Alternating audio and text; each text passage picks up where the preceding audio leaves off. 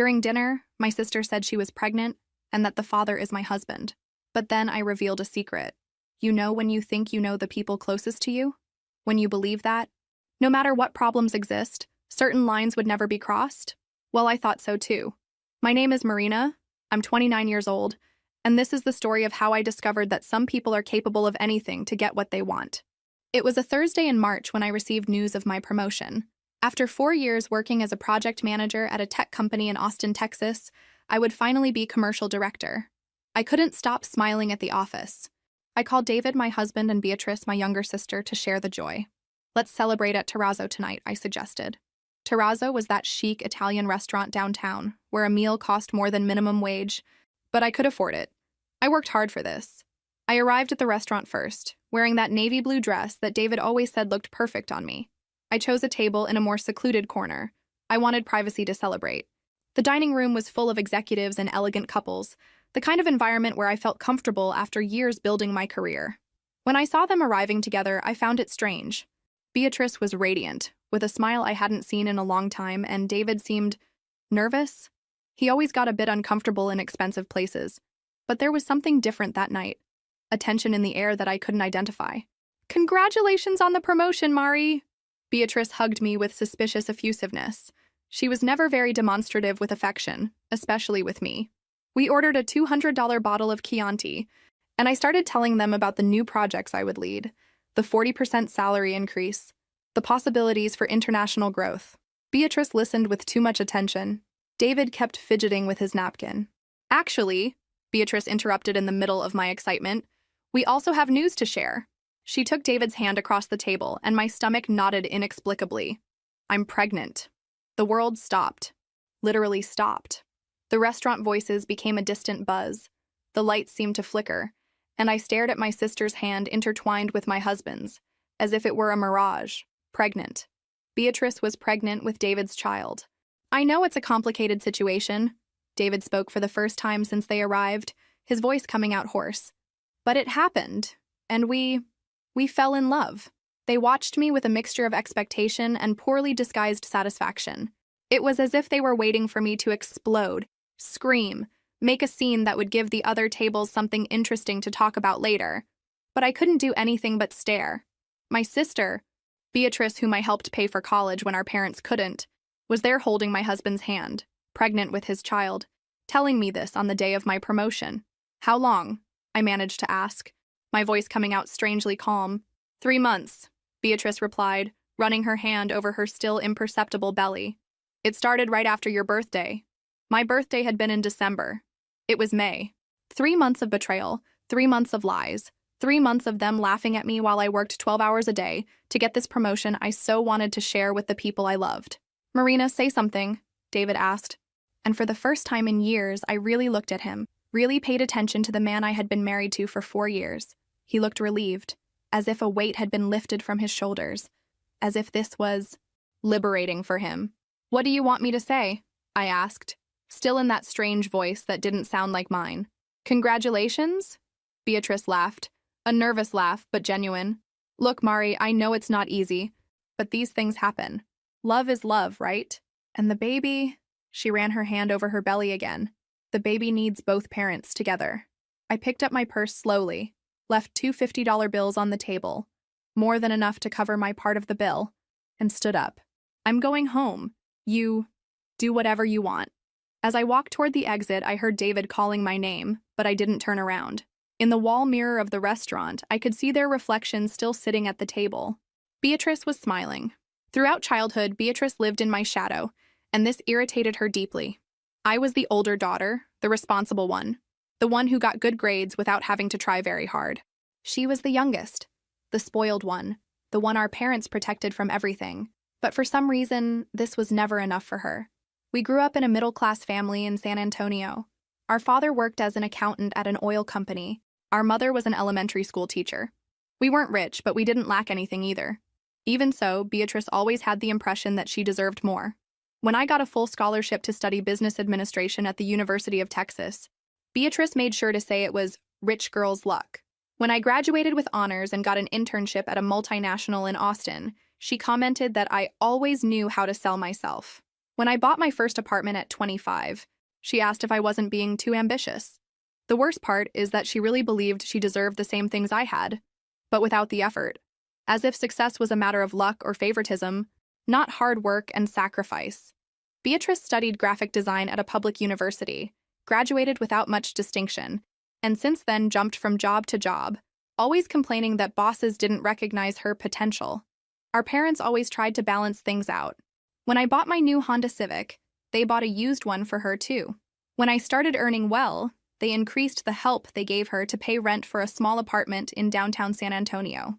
It was as if they were trying to compensate for my success by keeping Beatrice at the same level, artificially.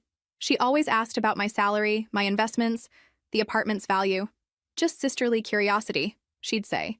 But there was an intensity in the way she asked that bothered me. Now I understood it wasn't curiosity. It was pure envy, mixed with greed that I refused to see. When I met David at a work party 5 years ago, Beatrice made sure to say he wasn't my type. He was handsome, nice, worked as a salesman at a BMW dealership. He earned reasonably well by Texas standards, about $5,000 a month with commissions, but nothing compared to my $8,000 salary that soon became $12,000. Still, I fell in love. He was fun, affectionate, made me laugh after stressful days at the office. David had a simplicity that attracted me, an uncomplicated way of seeing life that contrasted with my nature of always planning 3 steps ahead. Beatrice was always polite with David, but I noticed a certain tension, especially when we all went out together and the bill arrived. David sometimes felt embarrassed when I paid for restaurants that cost $100 per person, or when we bought concert tickets that cost $200 each. Beatrice observed all this with that calculating look I knew well, but preferred to ignore. "You support him, don't you?" she asked once, when David went to the bathroom during a family lunch at Olive Garden. "I don't support him," I replied, irritated. "We split things proportionally to our income." It was true. David paid the bills he could, groceries, gas, some household bills, and I covered the rest. It worked for us. But for Beatrice, that was more proof that I had too much luck. A brilliant career, a beautiful 2-bedroom apartment in Austin, a dedicated husband, investments that grew month by month, as if I hadn't fought for every achievement, as if everything had fallen from the sky. I got home, and the apartment was exactly as I had left it that morning. Made bed, dishes washed, everything in place. It was strange how life could completely fall apart, and things could remain exactly the same. David's toothbrush was still there in the bathroom, his clothes in the closet, that ridiculous Dallas Cowboys mug he'd gotten in a dealership promotion. I sat on the beige leather sofa in the living room, still in my dress and high heels, and stared into the void. My head was strangely quiet, as if my brain had shut down the emotion processing system. I knew I should be crying, screaming, breaking things, but all I felt was a kind of numbness, like when you hit your elbow and can't feel your arm for a few minutes. David didn't come home that night, obviously. At 2 in the morning, I received a message. "I'm at B's house. We'll talk tomorrow." B. He called my sister B, as if they'd been intimate for years, as if I didn't exist, as if our 4 years of marriage were just an inconvenient obstacle that had finally been removed. I spent the night awake, walking through the 120 square meters of the apartment, trying to understand how I had gotten there. How hadn't I noticed the signs? Were there signs? David working later in recent weeks. Beatrice asking about my schedule whenever she called. Both of them arriving together at the restaurant as if it were the most natural thing in the world. Now that I thought about it, Beatrice had appeared a lot in Austin in recent months. "I came to see some clients," she'd say. Beatrice worked as a freelance graphic designer, so it was plausible that she had projects in the city. But Austin was only an hour and a half from San Antonio. Why did she always stay in hotels? Why didn't she ever ask to sleep on my couch like she used to? When the sun rose, I was still on the couch, with my dress wrinkled and makeup smeared. My iPhone showed 17 missed calls from my mother. Beatrice had told her everything, probably in a romanticized version where they were 2 lovers who couldn't resist the cruel fate that made them meet through me. I called the office and said I wouldn't be going to work. Simone, my assistant, noticed something was wrong from the tone of my voice but didn't insist. "Call me if you need anything, Marina. You never miss work. It must be something important." She was one of the few people I could trust completely. I went to take a shower, trying to wash away the sticky feeling from that night. Under the hot water, I finally cried. Not dramatic movie tears, but that tired crying of someone who had just lost 2 important people at once. My sister and my husband, the two I loved most in the world, had betrayed me in the cruelest way possible. When I got out of the shower, I had 3 messages from Beatrice. Mari, we need to talk. It wasn't how we wanted you to find out. Call me, please. I know it's difficult, but we can resolve this like adults. I deleted them all without responding. For the first time in years, I spent the entire day doing absolutely nothing productive. I watched Netflix, ordered Chinese food that cost $40 and arrived cold, ignored the phone that rang every 2 hours. It was as if I needed a whole day to process the fact that my life had completely changed overnight. That evening, David showed up to get some clothes. He still had the keys, still felt entitled to enter the apartment I had bought alone as if nothing had happened. He tried to talk, explain, justify himself while packing a suitcase with his things. It wasn't planned, Mari. It just happened. As if betrayal were a meteorological accident, something beyond human control. B was going through a difficult time, needed someone to talk to. How long have you been together? I asked, watching him fold the polo shirts I had bought for him at Nordstrom. Officially? Since January. 4 months. 4 months of lies, fake kisses, empty I love yous before sleep. While I worked 60 hours a week to get the promotion, dreaming of our future together, he was building a new life with my sister. I'm going to find a lawyer, I warned, sitting on the king-size bed I had bought the year before. David stopped packing his suitcase and looked at me for the first time since he arrived. Mari, it doesn't have to be like this. We can resolve everything among ourselves civilly. Divide things fairly without complications. Civilly. Divide things fairly. As if betrayal were an issue that could be resolved with politeness and goodwill. As if he had any right to what I had built. After he left taking 2 suitcases and promising to come back on the weekend to get the rest, I called Helena, my best friend since college and a family law attorney in Houston. I told her everything, trying to keep my voice steady. Helena listened to me in silence and when I finished, sighed deeply. Marina, I'm so sorry. I know how much you loved him and trusted your sister. She paused. About the divorce, I need you to bring all the marriage documents, bank statements, deeds, proof of income, investments, everything. I'll put together the best case possible for you. Helena, I don't care about the money. I just want this to end quickly. Don't say that, Marina. You fought hard to build what you have. You're not going to hand it over to someone who betrayed you. Do you have any idea how much your assets are worth today? I didn't have an exact idea, but I knew it was substantial. The apartment was worth at least $400,000. I had about $100,000 in investments, a stake in a startup worth at least $50,000, plus the new salary of $16,000 monthly. I scheduled the meeting for the following week and hung up. That's when I remembered. I needed to organize all the important documents. It wasn't something I did regularly. Who thinks about divorce when they're happy in marriage? I went to the office I had set up in the 2nd bedroom of the apartment, where I kept everything organized in colored folders like a person obsessed with control. Bank statements from the last 2 years, tax returns, investment statements from Fidelity and Charles Schwab. It was impressive to see on paper everything I had achieved at 29. I was proud of what I had built, but now everything seemed so fragile, as if it could disappear because of a betrayal and a poorly conducted divorce process. I took the green folder where I kept the marriage documents. Birth certificate, marriage certificate from Travis County, contract for... I stopped with the marriage certificate in my hand, frowning. There was something written there about property regime that suddenly caught my attention. Separate property regime. Complete separation of assets. Why complete separation? Most couples in Texas chose community property, partial community of assets. That's when I remembered. Vaguely, like a memory that was stored in a dusty drawer of my brain. Prenuptial agreement. I had insisted on making a prenuptial agreement 4 years ago. I ran to the small safe I had installed in the bedroom closet. It had been so long since I'd opened it that I almost forgot the combination. My birthday inverted. Inside, between the apartment deed and my passport, there it was. A sealed envelope with the seals of the Travis County Clerk's office. Prenuptial agreement. Marina Santos Silva and David Oliveira Ferreira. My hands trembled as I opened the envelope. I vaguely remembered insisting on this at the time, but the details were hazy. It had been 4 years ago. I was so in love and happy that the legal aspects of marriage seemed just a necessary formality to officialize our love. But now, alone in the bedroom at 2 in the morning, holding those pages printed on letterhead from the law firm, I felt something I hadn't experienced in days. A hint of hope. Maybe, just maybe, I wouldn't lose everything I had built. Maybe there was something in those papers that could protect me from my sister's greed and my husband's irresponsibility. I took a deep breath, turned on the bedside lamp, and began reading every word with the attention of someone deciphering their own future. The memory came back like a movie being rewound. It was a sunny Saturday in April, 2 weeks before our wedding. I was 25 and had just signed the purchase contract for my first apartment, a modern 2-bedroom loft in downtown Austin that cost $350,000. David was nervous about the ceremony preparations, complaining about costs that were getting out of control. "Mari, are you sure you need all this?" he said, looking at the vendor list spread on my kitchen table.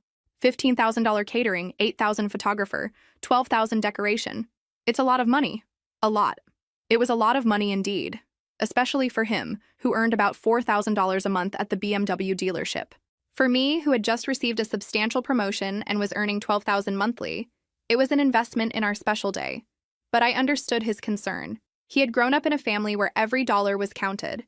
"David, relax. I'll pay most of it. You contribute what you can. What's important is us being together, celebrating our love." It was in this context that I mentioned the prenuptial agreement. Not as mistrust, but as natural protection for someone who had significant assets. My lawyer at the time, Dr. Patricia Williams, had suggested it during the apartment purchase. "Marina, you're young, successful, and accumulating assets rapidly. A prenup is sensible, especially when there's significant difference in assets between spouses. It's not mistrust, it's intelligent protection." When I talked to David about this on a Tuesday night, he laughed. Literally laughed, almost spitting out the Shinerbach beer he was drinking. "Prenuptial? Isn't that rich people nonsense? We love each other, Mari. Love doesn't need papers to prove anything. These things are for couples who enter marriage already thinking about divorce. It's not about love, David. It's legal protection. For both of us. If something goes wrong, nothing will go wrong," he interrupted me, pulling my hand. "We're going to be happy forever. You're being paranoid, baby." He made a face like he didn't understand the necessity, but eventually agreed when I explained it was something that would make me more comfortable. "If it's important to you, fine. But honestly, I think you're complicating something that should be simple." We went to Dr. Williams's office on a Thursday morning. I remember David was hungover because he had gone out with his dealership colleagues the night before for the last bachelor's outing. He arrived 15 minutes late, somewhat sleepy, complaining that he had lost an important sale because of the appointment. "Sorry, Mari.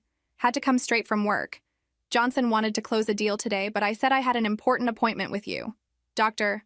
Williams, an elegant 50-year-old woman with gray hair and impeccable suits, explained the basic terms with the patience of someone who had given that presentation hundreds of times. Complete separation of assets. Each spouse maintains their individual patrimony.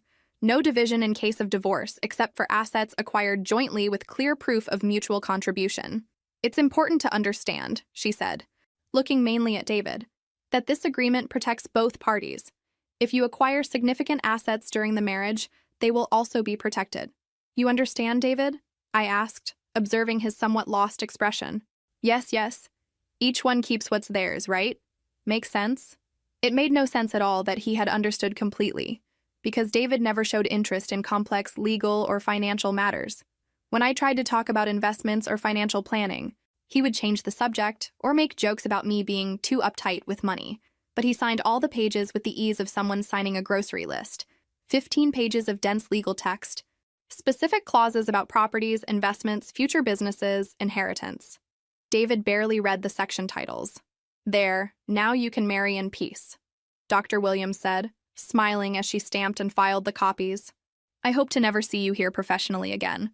On the way back, driving my Honda Civic through Austin streets, David commented, "I still think this contract thing is kind of weird, but if it makes you calmer, what's important is that in 2 weeks we'll be married, husband and wife forever." He really didn't understand what he had signed. For David, that was just another necessary bureaucracy to officialize our love, like getting the marriage license or choosing the rings. He didn't comprehend that he was giving up any right to my present and future patrimony, and I, in love and confident that we would be happy forever, didn't mind his lack of attention to details. After all, love was more important than any paper, wasn't it? We were going to build a life together, share everything, be a modern and partnered couple. The contract was just a formality that would never be necessary. How wrong I was. Now, 4 years later, Alone in the bedroom at 3 in the morning with the contract in my hands, I finally understood the value of that rich people nonsense. I read each page with redoubled attention, as if I were deciphering a secret code that could save my life. The legal words that at the time seemed just formality now shone on the page like precious diamonds. Complete separation of property. Each spouse shall maintain individual ownership of all property owned prior to marriage and all property acquired during the marriage. Each spouse. Property acquired during marriage. The apartment I bought before getting married. The investments I made monthly, the stock applications, the stake in the tech startup I bought 2 years ago. All of this was exclusively mine. In the event of dissolution of marriage, there shall be no division of property, with each party retaining the entirety of their individual assets. Dissolution of marriage. There shall be no division of property. David had no right to anything, absolutely nothing of what I had built.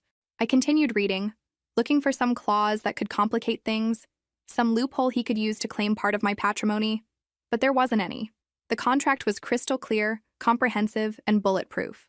Dr. Williams had done impeccable work. Spousal support waiver. Both parties hereby waive any right to spousal support, alimony, or maintenance from the other party. Alimony. David had no right even to alimony, and considering he earned much less than me, theoretically, he would be the one who could ask for financial support. For the first time in 3 days, I smiled. A small smile, but genuine. David had signed his own financial sentence 4 years ago, without even realizing it. And Beatrice... Oh, Beatrice... She had probably seduced my husband thinking he would be her gateway to a financially comfortable life. What delicious irony. I continued reading the specific clauses. Debt separation. Each one responsible for their own. Future businesses. Corporate participation remained individual. Intellectual property. Royalties and patents were not shared. Inheritance. Assets received from family remained with the original recipient. It was complete armor. David had no right to a cent of what I had built. And more importantly, I had no responsibility for his debts. I remembered he had financed a Ford F-150 pickup the year before, plus had a high-limit credit card that he used frequently. I took my laptop and started making a mental list of my current patrimony. Apartment valued at least $400,000.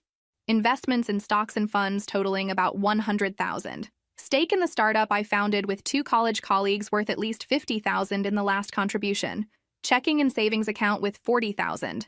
Paid-off car valued at $20,000, more than $600,000 in net worth at 29, and David had no right to any of it. Even better, my new salary as commercial director would be $16,000 monthly, plus performance-based bonuses that could reach $20,000 per month in the best quarters, while David would continue earning his $4,000 or $5,000 monthly selling cars. For the first time in days, I smiled, a small smile but genuine. David had signed his own financial sentence 4 years ago without even realizing it. And Beatrice? Oh, Beatrice. She had probably seduced my husband thinking he would be her gateway to a financially comfortable life.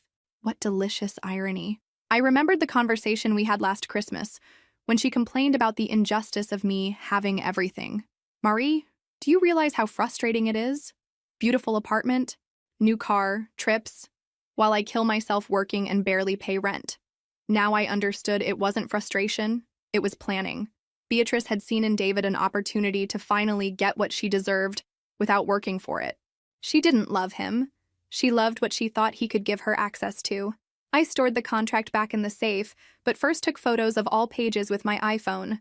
I sent the images to Helena by email with the subject, "Gift from God." She responded in 15 minutes, even though it was almost 4 in the morning. "Marina, this changes everything. Call me tomorrow." For the first time since that horrible dinner at Terrazzo, I managed to sleep a few hours, and for the first time in years, I dreamed about my future, a future where I was completely free to be whoever I wanted to be, without anyone trying to steal what I had built.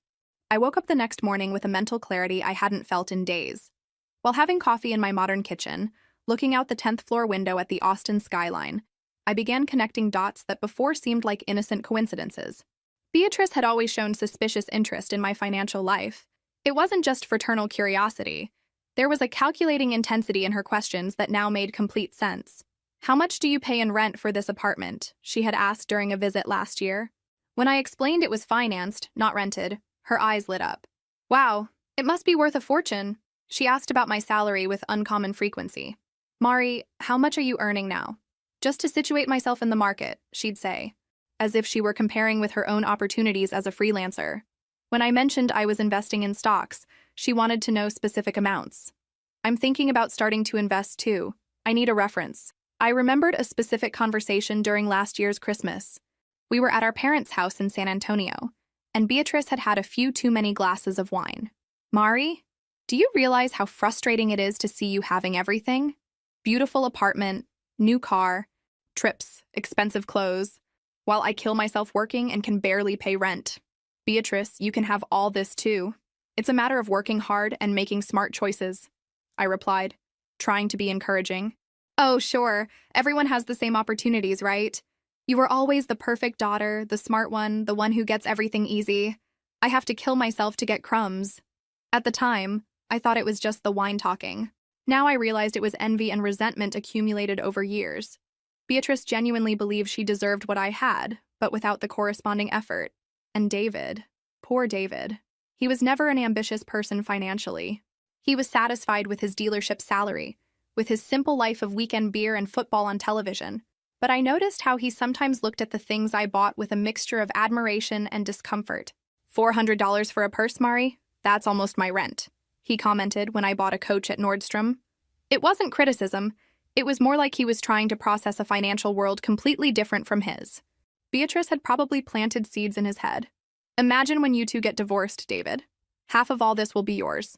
She didn't know about the prenuptial agreement because I never told anyone in the family. It was a private matter between me and my husband. Now I understood the conversation I overheard by chance a few months ago. David was on the phone on the balcony and I thought it was work. But now I remembered hearing, I don't know if it's the right time. She suspects something. I need to be sure. At the time, I thought he was talking about some complicated sale. Now I realized he was probably talking to Beatrice about how and when to reveal their relationship. The most painful part was realizing they had planned that moment at the restaurant. The choice of terrazzo, on the day of my promotion, the way they arrived together, the poorly disguised satisfaction on their faces. It wasn't an impulse or a desperate confession. It was theater. They wanted to humiliate me publicly, catch me off guard, see me fall apart, and they probably expected me to react with desperation, begging David to come back, offering anything to save my marriage. Too bad they didn't know about the prenuptial agreement. I spent the weekend organizing my strategy. I called Helena early Monday morning, before even going to work. Marina girl, this contract is a work of legal art. David has no right to absolutely anything. We can process the divorce in 60 days if he doesn't contest. And if he contests? Based on what? He signed the prenup. Everything is registered. There are no vices of consent. Unless he proves coercion or fraud, which is impossible, he's screwed. Screwed. David was screwed and didn't even know it yet. Helena, I want to do something. I'm going to call them and propose a civilized conversation about the divorce. I want to see their faces when they discover the truth. Marina, are you sure? It might be simpler to just file and be done with it. I'm sure. They humiliated me in public. I want to return the favor. 3 weeks passed since that night at Terrazzo. 3 weeks in which David came to get the rest of his things from the apartment, always accompanied by Beatrice, as if he needed protection or moral support. 3 weeks in which my mother called daily trying to mediate the situation, as if betrayal were a misunderstanding that could be resolved with a frank conversation. Marina, dear, I know you're hurt, but these things happen. David has always been a good boy and Beatrice is pregnant. Can't you think about the baby? Think about the baby. The baby that my sister was using as an excuse to steal my husband and, consequently, my patrimony. Mom, I won't discuss this. David and I are getting divorced, period. But Marina, you built a life together. The apartment, the plans. Ah, yes. The apartment. The plans. My mother also believed David had a right to half of everything. Beatrice had probably filled the whole family's heads with stories about how I was selfish and petty for not graciously accepting the betrayal. In the 4th week, I called Beatrice. She answered on the 2nd ring as if she were waiting for my call. Mari, so good that you called. We really need to talk. Hi, B. Look, I thought a lot about this whole situation, and I think you guys are right. There's no point in holding grudges. We're adults. These things happen. Silence on the other end of the line. She wasn't expecting this reaction. Really? You're okay with this? I'm trying to accept it. I mean, you fell in love, right? It wasn't anyone's fault. And now there's the baby to think about. Wow, Murray, You can't imagine how relieved I am hearing this. David was so worried, thinking you were going to make drama, complicate the divorce. Complicate the divorce. How interesting. As if I were the complicated person in the story. Not at all. Can we meet to talk civilly about how to resolve everything? Without fights, just to settle things like adults. Maybe dinner again, but this time for closure, not for surprises? Beatrice laughed nervously. Of course, that would be great. David will be so happy. He was afraid you would, well, make a scene. No, imagine. Scene for what? Let's meet at Terrazzo again, since that's where it all started. Saturday night? Perfect. Mari, you can't imagine how important this is for us. Especially now, with the baby coming. I hung up the phone smiling. Saturday night would be interesting. Very interesting. I spent the following days preparing like an actress rehearsing for the performance of her life. I chose the outfit, an elegant black dress that conveyed seriousness and control. I practiced in the mirror the calm and resigned expression I wanted to maintain throughout the entire conversation. Helena thought the idea was risky. Marina, are you sure you want to do this? It might be more efficient to simply notify them through a lawyer. Helena, they humiliated me in public. They planned everything to see me fall apart in front of a restaurant full of people. They deserve the same treatment. And if they suspect something, they won't suspect. They're too busy planning how to spend my inheritance. I arrived at Terrazzo on Saturday punctually at 8 at night. I asked for the same table as last time. The maitre d' recognized me and made a comment about hoping tonight would be a happier night. If he only knew. David and Beatrice arrived together again, but this time the atmosphere was completely different. They were relaxed, smiling, holding hands like a couple in love who could finally show themselves in public. Beatrice wore a dress that highlighted her still small but noticeable belly. Mari! Beatrice hugged me with genuine effusiveness. You look beautiful. Is that dress new? Thank you. You both look well too. How's the pregnancy? Great. We're already thinking about names. David wants Michael if it's a boy. I prefer Gabriel. David pulled out the chair for Beatrice to sit, a chivalrous gesture he rarely made for me. Marina, thank you for agreeing to talk like this. Peacefully, I was afraid that I would make drama? Imagine, David. We're all adults here. We ordered the same bottle of Chianti as last time. The irony wasn't lost on any of us, but this time the atmosphere was one of disguised celebration. They thought they had won the grand prize. So, David said after the first sip, about the divorce, we wanted to propose doing everything amicably. Divide things fairly without complications. Divide things fairly, I repeated, savoring the words. Tell me more about this, David. What do you consider fair? Beatrice and David exchanged a quick glance. They had rehearsed this conversation. Well, we can sell the apartment and split it 50-50. The investments too. And now with your new promotion, alimony will help a lot until I can stabilize with B and the baby. Alimony. He really believed I would pay alimony to him while he raised a child with my sister. I slowly picked up my purse as if I were looking for something specific. David and Beatrice watched me expectantly, probably thinking I was going to take out some divorce documents for us to sign right there, in a friendly reconciliation that would benefit them immensely. Instead, I placed the courthouse envelope with the prenuptial agreement on the table. The paper yellowed by time made a dry sound when it hit the wood. Before we talk about division, I need to clarify something important that you seem to have forgotten. David frowned, looking at the envelope. What is that? Our prenuptial agreement, David. Remember? The one you signed 4 years ago, saying it was rich people nonsense? The color instantly drained from his face. Beatrice looked confused between the two of us. What agreement? You made a prenuptial agreement? We did. And David signed it without even reading it properly. I took the pages out of the envelope and placed them on the table, open so both could see. Complete separation of assets. Do you remember what that means? David picked up the pages with trembling hands. His eyes ran over the lines, trying to process words he clearly didn't understand completely 4 years ago. Calm down, Mari, Beatrice said, her voice losing its previous confidence. Even with an agreement, you were married. There's partial community property, division of assets acquired during marriage. Not when there's complete separation of assets, Beatrice. I pointed to the specific clause. It's here. Each spouse shall maintain individual ownership of all property owned prior to marriage and all property acquired during the marriage. Everything acquired during marriage also stays with whoever acquired it. But this can't be legal, David protested, his voice rising an octave. The apartment, the investments. I lived there. I contributed to expenses. You contributed $300 a month for groceries and gas, David. I paid the $1,800 for financing, the $200 for condo fees, internet, electricity, phone, insurance. Your $300 doesn't give you property rights over a $400,000 apartment. Beatrice frantically flipped through the pages, as if looking for some loophole, some salvation.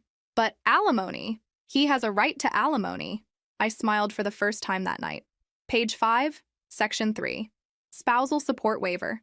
Both parties hereby waive any right to spousal support, alimony, or maintenance. David waived his right to alimony when he signed this. I didn't know what I was signing, David shouted, drawing attention from neighboring tables. You tricked me. I tricked you? David, you were there when the lawyer explained each clause. You said you understood. There are witnesses. Everything is registered at the courthouse. The expression on Beatrice's face was changing from confusion to horror. Reality was hitting like a runaway train. You mean he has no right to anything? Nothing. Zero. Zilch. I put the papers back in the envelope. David leaves the marriage exactly as he entered, with his financed pickup, his clothes, and his credit card debts. David ran his hand over his face, finally understanding the magnitude of the situation. Marina, for God's sake, we can talk about this. You can't leave me with nothing. I'm going to have a child to support. You are going to have a child to support, I emphasized. With your car salesman salary, which, by the way, with child support will be quite tight. Child support? Beatrice asked, her voice coming out as a whisper. Of course, the father has to pay child support. In Texas, it's usually 20% of net income for one child. If David earns $5,000 gross, about $3,800 net remains. 20% of that is $760 per month, forever, until the child turns 18. The two looked at each other in panic. They clearly hadn't done these calculations. Plus medical expenses, daycare when necessary, clothes, education. It's going to be quite expensive to have a baby, guys. David sank into his chair. My God, Marina, how can you be so cold? So calculating? Calculating? Me? You two planned this betrayal for months, humiliated me publicly in this same restaurant, and I'm the calculating one. Beatrice was clearly doing mental math. If David earned $5,000 a month and was going to pay $800 in support, $4,200 would remain, minus taxes, about $3,400 net, to support him, her, and a baby. Beatrice, how much do you earn as a freelancer again? I asked, knowing the answer well. It varies, about $2,000 a month when there are projects. About $2,000 when there are projects. So you'll live on $5,400 monthly at best, for 3 people. Living where? At my house in San Antonio, she murmured. That 1-bedroom apartment you rent for $800?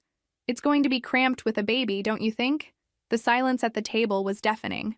Around us, other customers dined happily, oblivious to the financial drama unfolding just meters away. Marina, David tried once more. Are you really going to do this? Leave us with nothing? I know we hurt you, but, David, you didn't hurt me. You tried to rob me. You thought I was an emotional idiot who would hand over half of my $600,000 patrimony because you were in love. 600,000? Beatrice repeated, incredulous. Surprise! I'm richer than you imagined. And now, with the promotion, I'll earn $16,000 a month, while you fight over money for diapers. David buried his face in his hands. I'm an idiot. A complete idiot. Finally, something we agree on. Beatrice tried one last card. Mari, you're my sister. We've always been family. You can't abandon us like this. And your niece or nephew? Don't you want to help? Beatrice. You tried to steal my husband thinking you'd steal my fortune along with him. You calculated wrong. And now you'll have to live with the consequences of your choices. But family doesn't betray family. Family doesn't humiliate family in public restaurants. Family doesn't seduce their sister's husband out of greed. I got up from the table, leaving 2 $50 bills, again more than enough for my part. Your lawyers can contact mine, Helena Williams, in Houston. She has all the necessary information. Marina, wait. David stood up, trying to follow me. No, David, you waited. You waited 4 months to tell me the truth. You waited until the day of my promotion to maximize the humiliation. You waited until you thought you had everything planned perfectly. Now I'm going to make you wait. Wait for what? Beatrice asked, tears beginning to form in her eyes. Wait to see what it's like to be poor, what it's like to live counting pennies, what it's like not being able to pay for dinner at a $200 restaurant. I stopped at the door. looking back at both of them. Maybe now you'll understand why I work so hard to have what I have, and why I protect what's mine. I left Terrazzo hearing Beatrice start to cry and David cursing under his breath. In the parking lot, sitting in my car, I allowed myself a moment of pure satisfaction. They had tried to destroy me and ended up destroying themselves.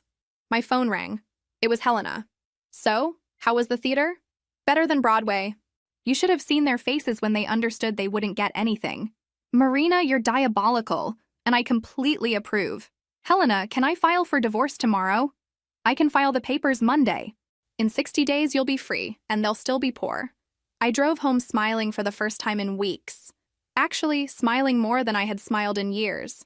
6 months later, life had settled into a new normalcy that I had never imagined possible. The divorce was finalized in exactly 60 days. David didn't contest, probably because any competent lawyer would have explained that he didn't have the slightest chance of winning. Helena did impeccable work, and I officially became single on a sunny July morning. Through social media and my mother's inevitable comments, I followed from afar the reality that David and Beatrice were facing. It was like watching a car accident in slow motion. You know you should look away, but you can't. David continued working at the BMW dealership, but things weren't easy. With the unstable economy, luxury car sales had decreased, and his commission had plummeted along with it. According to my mother, he was earning about $3,500 a month, much less than the $5,000 he used to make. Marina, David is going through difficulties, my mother said during one of our weekly phone conversations. With the baby's support, very little is left for him to live on. What a shame, I replied, without a hint of genuine sympathy. But babies are expensive. He should have thought about that beforehand. Little Sophia had been born in September, a little girl who, from photos circulating in the family, had David's eyes and Beatrice's stubbornness. The $800 monthly child support was being automatically deducted from David's salary, leaving even less money for his own expenses. Beatrice had moved back to our parents' house in San Antonio. The one-bedroom apartment she rented was impossible for a couple with a baby, and even splitting bills, they couldn't afford anything bigger. Our parents, already retired and living on limited income, now supported 3 adults and a baby on my father's retirement. Beatrice is trying to get more clients, but it's difficult with the baby, my mother continued. And David? He seems so tired lately, working late, driving an hour and a half every day between Austin and San Antonio. David had tried to move to San Antonio to be closer to the family, but couldn't get a transfer at the dealership. Now he made the daily commute, spending a fortune on gas he could barely afford. He asked to talk to you, my mother said hesitantly. Maybe you could resolve some things. Mom, we have nothing to resolve. The divorce is finalized, he has a new family, let everyone follow their own life. It was true. I had followed my life spectacularly. With the divorce resolved and the betrayal overcome, my energy multiplied exponentially. I concentrated all my strength on my career and business, and the results exceeded my most optimistic expectations. As commercial director, I beat all first-quarter targets, securing the maximum bonus. My effective salary reached $22,000 a month in some periods. The startup I was a partner in secured new investment, tripling the value of my stake. In October, I found an even larger and more modern loft in downtown Austin.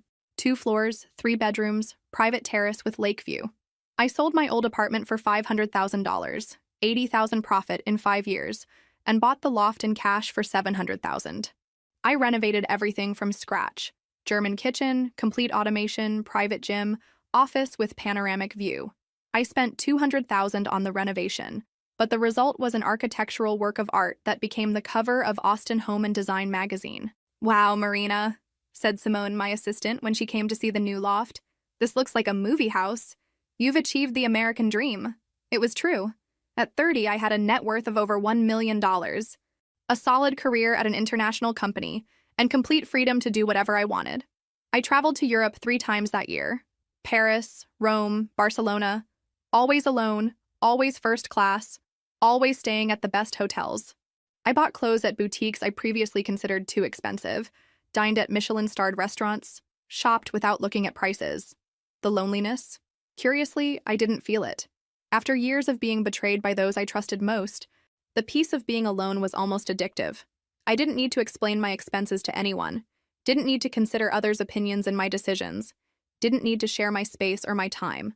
I started therapy, not for sadness, but for growth. Dr. Rebecca Chen, an incredible psychologist of Asian origin, helped me process not just the betrayal, but years of toxic relationships disguised as family love. "Marina, you grew up believing you had to take care of everyone around you," she said in one session. "Your sister, your parents, your ex-husband. When was the last time someone took care of you?" It was a simple question that made me cry for 15 minutes. I had always been the provider, the responsible one, the problem solver. I never stopped to think if anyone was taking care of me. "Maybe it's time for you to put yourself first," Dr. Chen suggested, "and discover who you are when you're not supporting other people." That's exactly what I did. During the holiday season, I received several messages from Beatrice. First reconciliation attempts, then direct requests for financial help. "Mari, I know you're upset, but we're sisters. Sophia is your niece. Can't you at least help with some baby things?" "Marina, expenses with Sophia are very high. Diapers, medicine, pediatrician. David is killing himself working but can't cover everything. Mari, for God's sake. Answer my messages. We need help, and you're the only person in the family who can afford it." I read them all without responding. I blocked the number after the 10th message. My mother tried to mediate. "Marina, whatever the hurt, the child is innocent. Don't you want to meet your niece?" "Mom, when Beatrice decided to seduce my husband, she made a choice. Now she's living with the consequences of that choice. It's not my responsibility to solve the financial problems they created. But you have so much money." "I have so much money because I worked hard to have it, and because I protected what I built." If Beatrice wanted financial stability for her child, she should have thought about that before getting pregnant by a man who earns $4,000 a month. It was harsh with my mother, but necessary. The whole family had gotten used to the idea that I was the personal emergency bank for any crisis. Not anymore. On my 30th birthday in December, I organized a party at the new loft.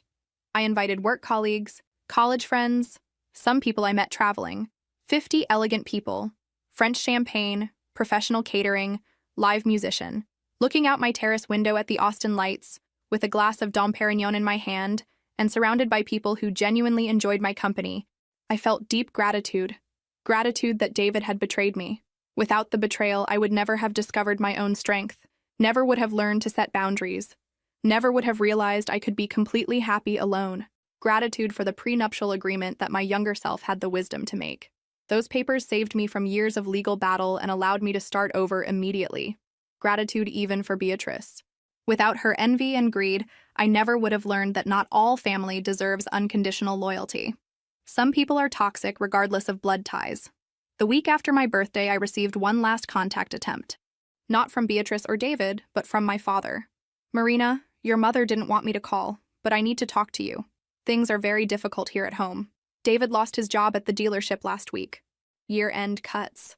My father rarely interfered in family conflicts. When he called, it was because the situation was really critical. "And what do you want me to do, Dad?" "I don't know, daughter. I don't know what to do anymore.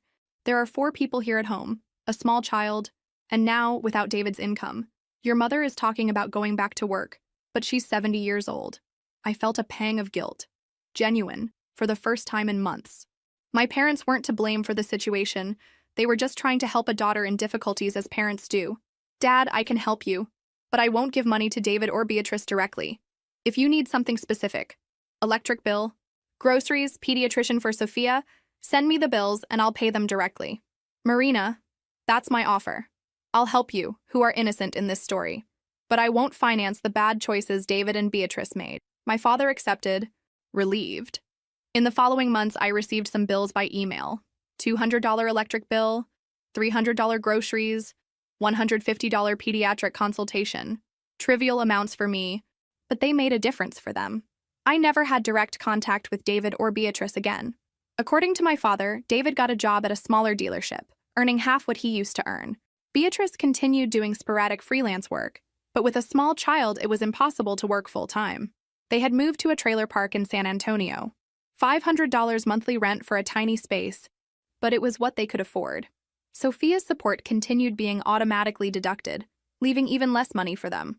"They fight a lot about money," my father told me in a conversation. David blames Beatrice for insisting on the divorce. Beatrice blames him for losing his job. It's a cycle. It was exactly what I imagined would happen. When people get together for wrong reasons, greed, envy, opportunism, and financial reality knocks on the door. False love disappears quickly. 2 years after the betrayal, my life was completely transformed. Not just financially, but emotionally. I learned to say no without guilt. I learned that self-esteem is non-negotiable. I learned that some people are incapable of genuinely loving. They can only see other people as resources to be exploited. I started dating Daniel, an architect I met at an art exhibition. He had his own successful company, his own resources, his own ambitions. Our relationship was based on real partnership, not financial or emotional dependence. "You have impressive strength," he told me one night, while we dined on my loft's terrace. "But also an inner peace that's rare." He was right.